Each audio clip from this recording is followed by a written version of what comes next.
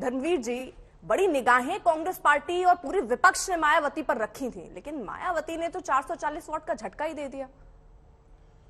हाँ अर्पिता जी, मैं सबसे पहले तो देशवासियों को आज सर्व समाज की, बहुजन समाज की सम्मान, स्वाभिमान की प्रतीक आयरन लेडी, बहुजन समाज की शेरनी, आदरणीय परम आदरणीय बहन कुमारी मायावती जी के जन्मदिन पर सभी लोगों को, देशवासियों को बधाई दूंगा, शुभकामनाएं दूंगा। और अब मैं आपकी बात का जवाब दूंगा। देखिए, ये जो कांग्रेस है, इस कांग्रेस को 55, 50, 60 साल तक देखा देश के लोगों ने। कांग्रेस ने ईमानदारी से अगर जो है दलितों का, शोषितों का, वंचितों का, माइनॉरिटीज के लोगों का, ओबीसीज के लोगों का साथ दिया होता तो बहुजन समाज पार्टी बनाने की जरूरत मान्यवर साहब काशीराम जी को नहीं पड़ती। लेकिन ये वो पार्टी है कांग्रेस जो बाबा साहब के हकों को भी छीनना चाहती थी। इसीलिए ये बाबा साहब ने अपने कानून मंत्री से इस्तीफा दिया था और ये कहा था कि इस कांग्रेस के कभी मेरे अनुयायी 4 आने के मेंबर भी मत बनना। तो कांग्रेस का तो ये हाल है। आज उसी रास्ते पर बीजेपी जा रही है, जिस रास्ते पर कांग्रेस ने सत्ता खोई। मान्यवर साहब काशीराम जी अपने संघर्ष के दौर में कहते थे, आपने पुरानी बात की, तो अभी यानी आप कभी कांग्रेस के साथ नहीं आए ना?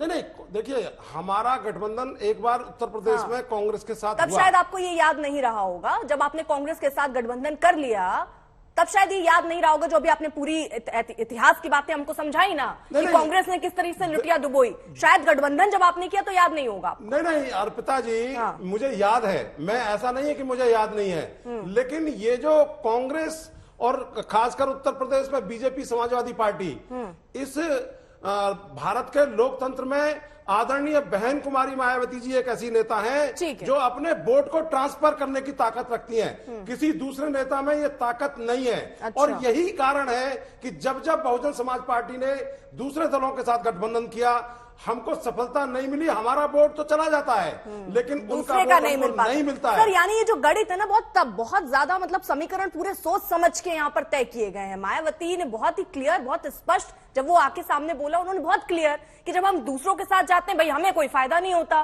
दूसरे को फायदा हो जाता है, इसलिए हम किसी के साथ नहीं जाएंगे। बहुत स्पष्टता से उन्होंने बोला, कोई दलितों की चिंता करते हुए नहीं बोला। कहीं उन्होंने ये नहीं कहा कि नहीं, हम उनके आदर्शों पर नहीं जा रहे, हम उनके विचारधारा के साथ नहीं। उन्होंने बहुत क्लियर किया कि भाई हम जब जुड़ते हैं तो देखिए हमें वोट नहीं मिलते, दूसरे को मिल जाते हैं। बहुत ही क्लियर है, उसकी सराहना होनी चाहिए। कम से कम वो डंकी की चोट पर बोल तो रही है। ठीक है सर, मैं एक रिएक्शन सबसे ले लूं। सुरेंद्र राजपूत साहब, यानी अब राहुल की जो स्वीकार्यता है या कांग्रेस पार्टी को अपनाने की जो बात है, एक जो भारत जोड़ो यात्रा शुरुआत की थी और सबको साथ आने का न्योता जो आप दे रहे थे, जितना आप साथ ला रहे हैं, लोग उतने ही दूर जाने की कोशिश क्यों कर रहे हैं?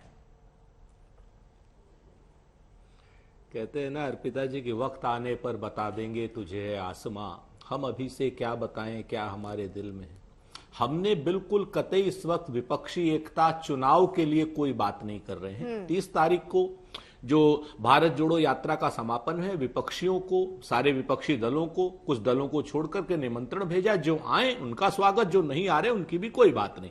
मायावती जी को पूर्ण अधिकार है कि वो अपना चुनाव अकेले लड़े, अच्छी बात है, अपने अकेले लड़के देख ले, हमें कौन सी दिक्कत है। हमने बिल्कुल उन्हें कहीं कोई आमंत्रण पत्र नहीं भेजा है, चुनाव हमारे साथ लड़िए, राहुल जी को स्वीकार कीजिए। राहुल जी कांग्रेस पार्टी के सर्वमान्य नेता हैं। दिल्ली में जब कांग्रेस पार्टी के नेतृत्व में क्या नाम साइकिल रैली हुई संसद तक की, सभी लोग साथ में आए थे, उनमें उनका भी सबका स्वागत है। दिल्ली में ही मायावती जी के सांसद श्याम सिंह यादव भारत जोड़ो यात्रा में आए थे, उनका भी स्वागत। अभी तक हमने कोई उनके खिलाफ कार्रवाई तो मायावती जी की देखी नहीं। हम तो बहुत स्पष्ट रूप से एक बात कहते हैं कि 30 तारीख तक हमारी चुनावी राजनीति की या राहुल गांधी जी की स्वीकार्यता, कि राहुल गांधी जी को तो देश स्वीकार कर रहा है। कश्मीर से कन्याकुमारी से लेकर कश्मीर तक की यात्रा अगर मायावती जी ने की हो तो बता दीजिए, नरेंद्र मोदी जी ने की हो तो बता दीजिए। जब देश उनको स्वीकार कर रहा है, कांग्रेस के हमारे सर्वमान्य नेता है, बाकी अपने अपने दलों के सब सर्वमान्य नेता है। बहुजन समाज पार्टी के नेता मायावती जी हैं, क्या नाम समाजवादी पार्टी के नेता श्री अखिलेश यादव जी हैं, एक छोटा सा पेच है, क्योंकि आप लोग बार बार ये बात कहते हैं कि इस यात्रा को आप सियासी यात्रा मत बोलिए। हम बोल भी नहीं रहे थे जब आपने इसकी शुरुआत की, तब हमने बोला भी नहीं, लेकिन उसके बाद कुछ दूर चल के ये ख्याल मन में क्यों आया कि चलिए सबको साथ ले लें? उसके बाद जब कश्मीर पहुंचने वाले हैं तो फिर से ख्याल वापस क्यों आया कि चलिए सबको साथ ले लें? यह ख्याल शुरू से क्यों नहीं आया? बाद में आया तो उसको सियासत से जोड़कर क्यों ना देखा जाए जब आप एक विचारधारा के लोगों को अपने साथ आने की बात कर रहे हैं? तो बहुत अच्छी बात आपने कही अर्पिता जी, मैं धन्यवाद दूंगा आपको। कहते हैं ना कि घर से निकलते ही कुछ दूर चलते ही रास्ते में है उसका घर। शायद आपने 7 सितंबर से पहले का लेटर नहीं पढ़ा।